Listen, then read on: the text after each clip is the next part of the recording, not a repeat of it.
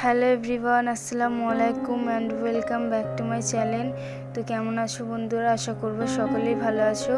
তো আজকে বানাবো গরুর মাংসের চাপ। তো কিভাবে বানাবো ওটাই তোমাদের সাথে শেয়ার করব। তো এখানে 500-র মতো গরুর মাংস নিয়ে নিয়েছি। তো মাংসটা আগে দিয়ে আমি থেঁতলে রেখেছিলাম। তো কাঁচা লঙ্কা আর পেঁয়াজ বাটা দিয়ে দিচ্ছি। তো এবারে আদা রসুন বাটা দিয়ে দিচ্ছি। তো এবারে টক দই দিয়ে দিচ্ছি।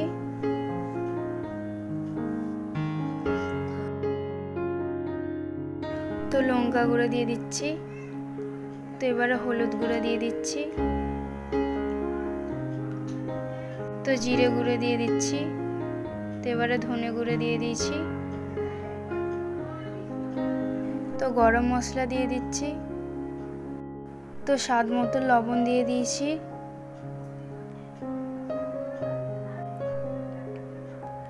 তো সরিষার তেল দিয়ে দিচ্ছি। তো এবারে মাখিয়ে নেব।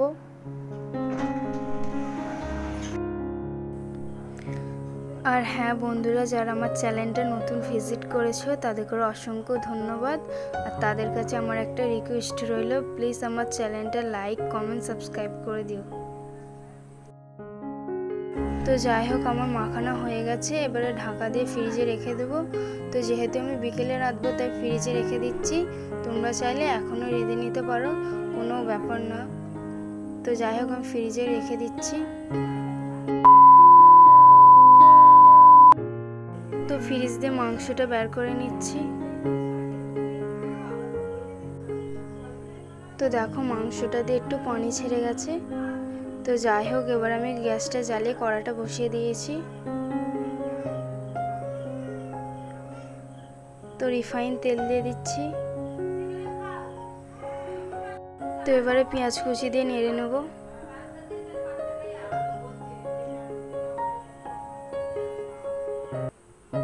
তো এবারে ঢাকা দিয়ে রেখে দিচ্ছি। তো পেঁয়াজটা বেশ ভাজা হয়ে গেছে, এবার একটু নেড়ে নেব।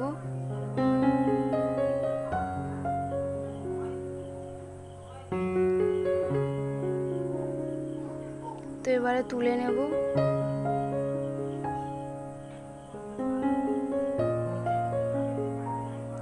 তো দেখো পেঁয়াজটা এখানে রেখে দিয়েছি। তো এখানে গরম মশলা আছে, এটা কড়াইতে দিয়ে দিচ্ছি। তো এবারে চামচ দিয়ে নেড়ে নেব। তো এবারে মাংস দিয়ে দেব। মাংসগুলো দিয়ে দিচ্ছি। তো এবারে চামচ দিয়ে নেড়ে নেব ভালোভাবে।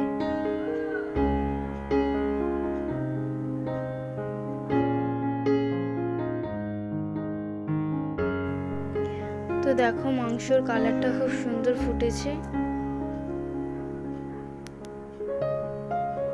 তো একটু নেড়ে নিচ্ছি।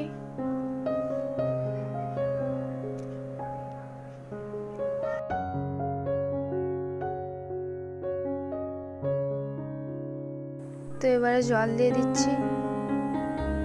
তো নেড়ে নেব।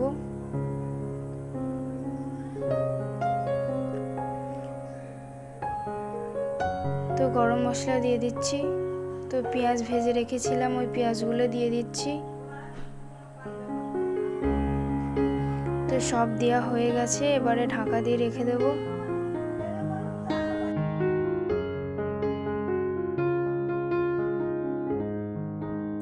তো এই রেসিপিটা আপনারা বাড়িতে বানিয়ে দেখবেন। তো আজকের রেসিপিটা কেমন হলো অবশ্যই কমেন্টে জানিও। তো দেখা হচ্ছে নেক্সট ভিডিওতে। তো আসসালামু আলাইকুম, আল্লাহ হাফেজ।